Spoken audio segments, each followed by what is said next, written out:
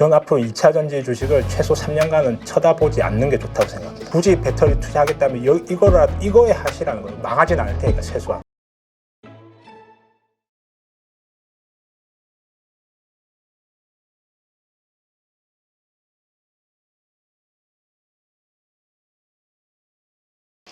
자, 말씀하신 대로 2차 전지주에 정말 많은 분들이 물려서 힘들어하고 계세요. 그러면서 많은 전문가들도 이 정도면 바닥 아닐까? 연초부터 시작해가지고. 근데 바닥을 깨고 지하실 깨고 땅굴로 지금 계속 파고 들어가고 있단 말이죠. 여기에 의외로 올인하신 분들이 많더라고요. 비중이 아주 크신 분들. 그래서 지금 뭐 잠을 못 자고 있다 이런 분들도 있는데 어떻습니까? 일단 대표적인 종목으로는 에코프로가 있겠죠. 에코프로 그룹, 에코프로 BM. 어떻게 현재 상황 진단하시는지 궁금해요. 자, 제가 이제 주식 투자 상담소를 운영을 하고 있습니다. 저를 찾아오신 분들이 이제 50명이 넘고요. 그 중에 대부분이 사실 2차 전지 광풍에 올라타셔서 계좌가 녹아내리신 분들이 많아요. 제가 정말 가슴 아프게 생각했던 건 60대, 70대 제 어머님, 아버님 뻘 되신 분들의 노후자금, 은퇴자금이 그냥 녹아내려버린 거예요. 그 중에서는 뭐 수십억 자산가도 있었고요. 그분들이 울면서 저를 찾아왔습니다. 그래서 제가 이런 8.15 모니터에서 저를 초대해 주셔서 너무 감사히 생각하고 제가 그분들 한 분 한 분에 조금이라도 도움이 되고자 이렇게 욕을 먹더라도 제가 이 이야기를 드려야겠다 생각을 했고요. 저는 앞으로 2차 전지 주식을 최소 3년간은 쳐다보지 않는 게 좋다고 생각합니다. 아, 그래요? 네. 당장 손절해야 할 고평가 2차 전지 주식으로는 대표적으로 에코프로 그룹주가 있고요. PER 20이 넘어가는 양극재, 장비, 소재, 그리고 전해질로는 엔캠이 있습니다. 자, 제가 왜 3년간 쳐다보지 말라고 말씀드리는 첫 번째 이유. 트럼프 재임 기간 동안에 큰 시세를 낼 수 없다고 생각합니다. 우리가 트럼프라는 사람에 대해서 우리가 아시겠지만 철저하게 자기중심적인 사람이죠. 그렇죠. 자기가 주목을 받기를 원하고요.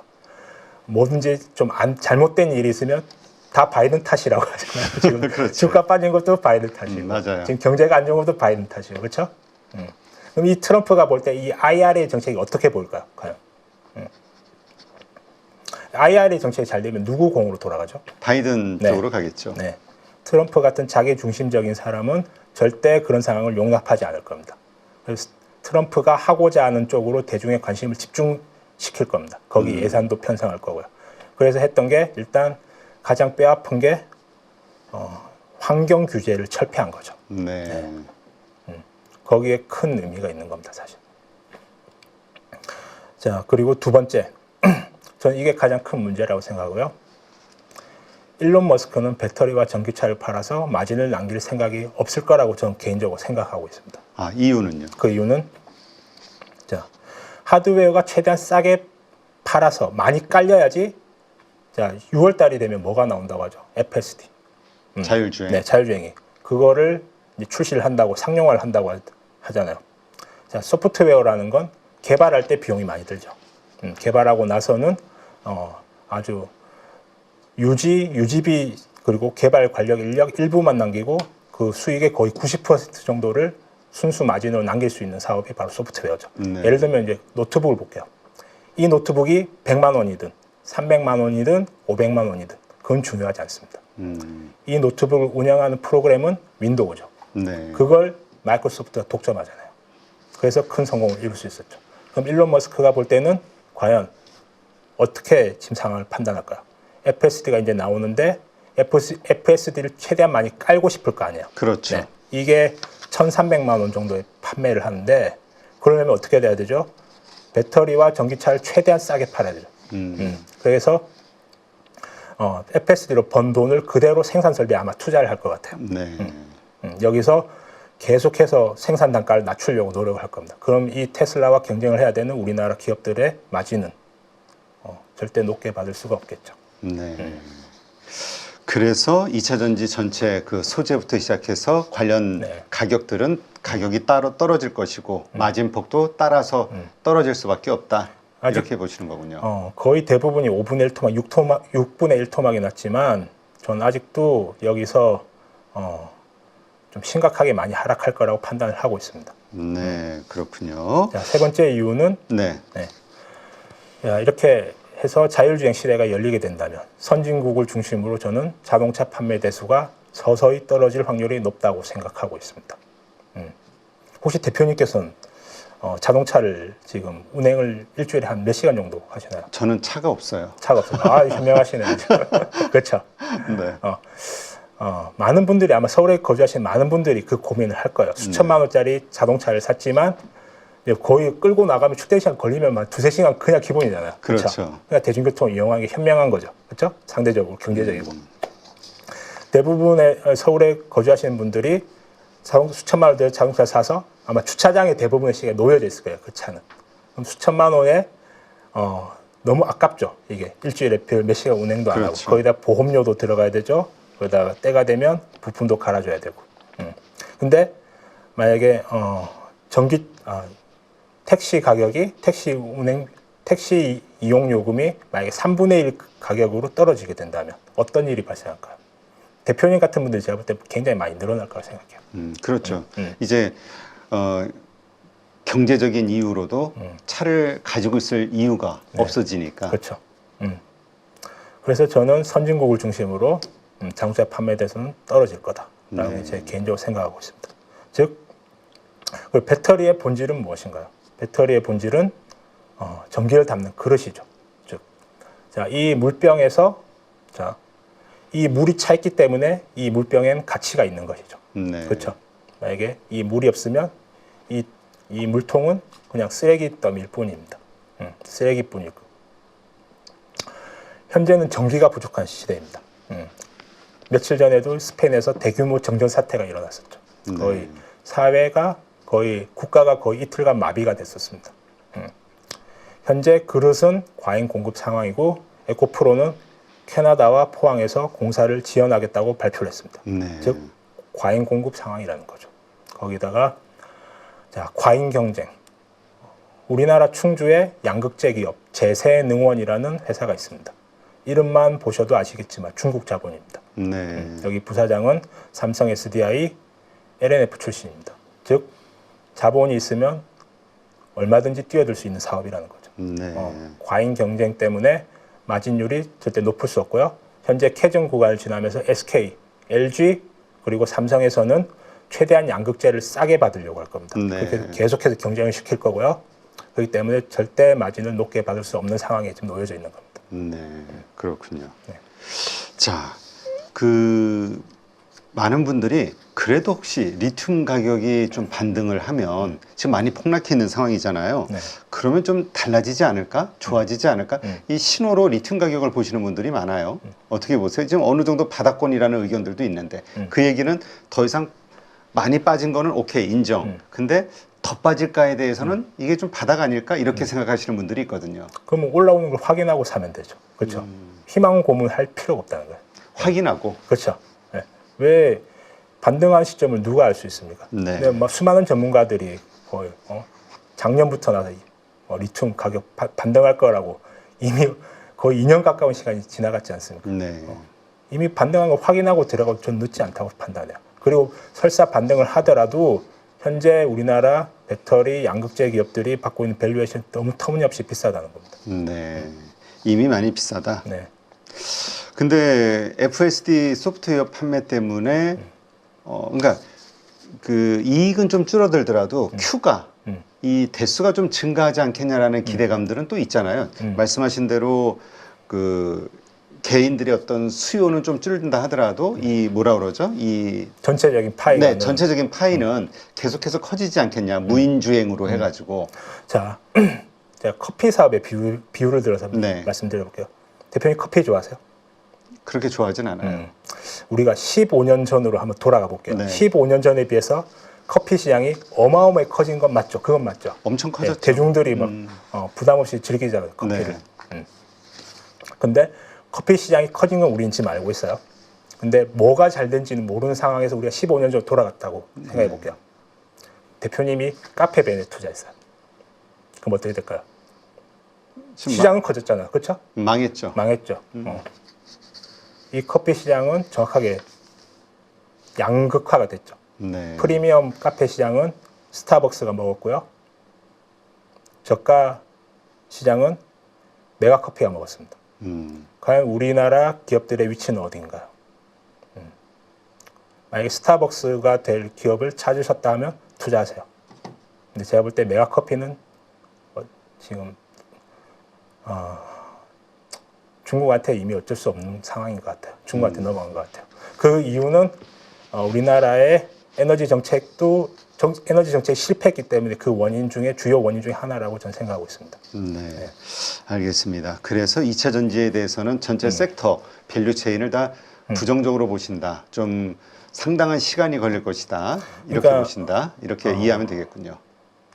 삼성 SDI 같은 경우에는 저는 그래도 정말 K 배터리의 경쟁력을 믿는다면 SDI 정도는 괜찮다고 생각해요. 어떤 면에서요? 지금 자, SDI의 지금 시총은 현재 12조 정도 되어 있고요. 네. 어쨌든 SDI는 적자 없이 장기간 실적이 우상향하고 있습니다. 자, 27년 기준으로 보면 약 1조 8천억 정도의 당기 순이익을 예상을 하고 있고요. 현재 시총이 12조니까 PER 기준으로 7 정도를 평가를 받을 수 있다는 거예요. 이 정도면 이제 이 회사가 그래도 적자 없이 그래도 실적이 장기적으로 우상향할 수 있기 때문에 저는 SDI는 여기서 더 빠진다 해도 부담 없는 가격이라 생각을 하고 있고요. 네. 근데 문제는 이제 SDI 주가를 보시면 그 2017년 수준으로 지금 돌아왔거든요. 네. 2017년에 배터리 투자한 사람이 별로 없었죠, 그때. 그렇죠. 예. 지금 주가가 그 수준으로 돌아갔다는 거는 그 이유가 뭔지를 우리가 생각을 해봐야 된다고 생각해요. 삼성 SDI 지분을 가장 가진 주체는 외국인이죠. 네. 외국인은 왜 삼성 SDI 주가를 2017년 수준으로 밀어버렸을까요? 이 배터리 산업이 결국 경기순환 사이클 산업이라는 거예요. 사이클 산업이다. 네. 결코 높은 멀티플을 부여할 수 없다는 거죠. 네, 하긴 뭐 중국의 CATL, 중국 시장을 제외하고도 세계에서 1위를 이제 LG 엔솔 앞섰다 뭐 이런 뉴스들이 좀 나오고 있으니까 중국 시장까지 합하면 뭐 더할 나위 없죠. 그러면서 요즘 또 화제가 되고 있는 게 또 나트륨 배터리. 네. 물론 진짜 얼마만큼 믿어야 되느냐 여러 가지 변수는 있습니다만 신뢰의 문제는 있지만 어쨌건 중국과 같이 경쟁하는 산업이라면 쉽지가 않다. 네. 그리고 그나마 우리가 좀 기대했던 것은 미중 간의 어떤 기술 전쟁 이런 것들로 인해서 미국의 밸류 체인으로서 성장하는 그렇죠. 그림을 그렸었는데 이게 유일했는데 바이든 때 이게 트럼프가 탁 꺾어버리니 그렇죠. 더 이상 그것도 없다면 중국과 어떻게 이길 수 있겠느냐 간단하게 요약하면 요 그림이겠네요. 그리고 이제 제가 볼 때는 우리나라 기업들이 수십 조를 퍼부어서 거기 공장을 지었잖아요. 그렇죠. 제가 볼 때 그게 볼모로 잡혔어요. 볼모로. 미국에. 네. 이게 GM 그리고 포드, 크라이슬러가 이 상황을 알고 있죠. 네. 지금 우리나라 기업들이 수십 조를 그 대출을 많이 끼어 있잖아요. 대출을 끼어서 공장을 지금 짓고 있는데 완공했고 이제 돌아가고 있는데 얘네들이 안 사주면 그냥 망하는 거죠. 네. 그러면 이 미국 기업들이 어떻게 할까요? 배터리를 싸게 달라고 압박하지 않을까요? 자기들이 안 사주면 망하는 걸 뻔히 알기 때문이죠. 네. 그렇다면 2차 전지 섹터 내에서 삼성 SDI처럼 7배 그 PER이라고 보셨으니까 이렇게 좀 배수가 낮은 것들은 그나마 좀 버티거나 좀 그래도 그나마 좀 견뎌볼 만하다라고 보시는 거군요. 그러니까 제가 왜 삼성 SDI를 말씀드리냐면 너무나 많은 사람들이 이제 배터리 전문가라는 사람들한테 혹해가지고 여기 뛰어들었기 때문에 제가 볼 때 말도 안 되는 뭐 에코프로나 엔캠이나 뭐 금량은 이제 더 이상 말할 가치도 없죠. 네. 그런데 낚여 있기 때문에 정말 K 배터리 차라리 여기에 투자를 하시라는 거예요. 저는 정말 하고 싶다면 저는 배터리 투자할 생각이 없어요. 그러니까 굳이 배터리 투자하겠다면 이거에 하시라는 거예요. 망하진 않을 테니까 최소한. 네. 그러니까 네. 결국은 우리가 뭐 이제까지 사실상 몰빵 투자를 하신 거잖아요. 한두 종목에 두 종목에 몰빵 투자를 하셔서 큰 수익을 얻으셨던 분으로서 투자할 만한 메리트가 2차 전지 섹터는 없다. 최소 3년간 보지 않습니다. 최소 만약에 3년간은. 정권이 바뀐다면, 그렇죠? 민주당으로 바뀐다면, 미국이 네, 네. 그러면 그때 확인해요. 근데 또 일론 머스크 굉장히 싫어요. 저는 그래요? 그 천재하고 싸워서 이겨낼 수 있을까? 항상 그 의문점이 많습니다. 네. 네, 그렇죠. 일론 머스크는 뭐 여러 행사들을 통해서 자동차 배터리 내재화 이 이슈를 들고 나왔던 사람이고 하여튼 여러 가지 면으로 좀 어려울 것 같기는 해요. 물론 그 아젠다도 실패로 끝나긴 했지만 그 일론 머스크가 올해 옵티머스 로봇을 휴머노이드 로봇을 5,000대를 올해 공정에 투입하겠다고 했습니다. 네. 무슨 일이 일어날까? 원가 절감. 그렇죠. 24시간 돌리겠다는 거예요. 네. 네. 배터리의 그 품질은 아직까지 우리나라 기업들이 우위에 있겠지만 마치 커피 시장과 같다는 거죠. 메가 커피가 다 잠식해버렸지 않습니까? 네. 가성비라는 거죠, 결국은. 네, 결국엔 가성비. 가성비. 네. 그래서 2차 전지는 3년간은 미국에서 완전히 다시 한번 우리가 독점적으로 성장할 수 있는 네. 밸류체인 환경이 만들어지기 전까지는 볼 이유가 현재로서는 없다. 없다. 네. 네, 알겠습니다. 가지고 있으신 분들에게는 좀 아픈 이야기일 수 있는데 어쨌건 투자자로서 어쨌든 나름 성공하신 분 입장에서는 이 섹터를 이렇게 본다. 제가 말씀드린 이유는 20억, 30억, 수십억 자산가들마저 깡통기에서 눈물로 흘리면서 저를 찾아오고 그분들 다 제 어머님, 아버님 뻘이에요. 너무나 환상이 네. 컸었죠, 배터리에 네. 대해서. 그분 한 분이 망가지면요, 그 가족들이 다 고통을 받아요. 네. 그렇죠. 네. 그걸 알기 때문에 제가 한 분이라도 더 구출하려는 거예요, 그렇죠. 알겠습니다. 네, 이렇게 해서 오늘 박두환 투자자님 모시고 투자와 관련된 그리고 이제까지의 그 투자 경험에 대한 이야기들을 좀 나눴고요. 아마 이 방송을 보시면서 많은 분들이 좀 반성도 하시고 또 이런 게 있었구나 이렇게 좀 느끼시는 부분도 있었으리라 생각이 됩니다. 오늘 좋은 인사이트 함께 해주신 박두환 투자자님 고맙습니다. 감사합니다. 이번 5월부터가 저는 강력한 기회가 될 거라고 생각을 합니다. 이번 기회를 여러분들 또 놓치게 되신다면 한참을 또 돌아가셔야 될 수도 있습니다. 그래서 지금 이러한 시장에 맞는 종목들과 섹터들로 여러분들이 수익을 만들 수 있는 기술을 알려드리려고 합니다. 실전 매매 기법 훈련반 1기를 통해서 이미 그 효과는 검증이 되었어요. 드디어 방향을 잡았다. 장이 안 좋음에도 불구하고 계좌가 빨간색입니다. 뭐 이런 피드백들을 주셔서 2기에서는 시장에 맞춘 실전 강의, 진짜 수익을 위한 훈련이 진행된다라고 생각을 하시면 될 것 같아요. 이번에 한 번의 결정이 여러분들의 계좌를 수익이 나는 계좌로 만들어 드릴 수 있는 그런 기회가 될 거니까 이 기회를 꼭 놓치지 않으셨으면 좋겠습니다.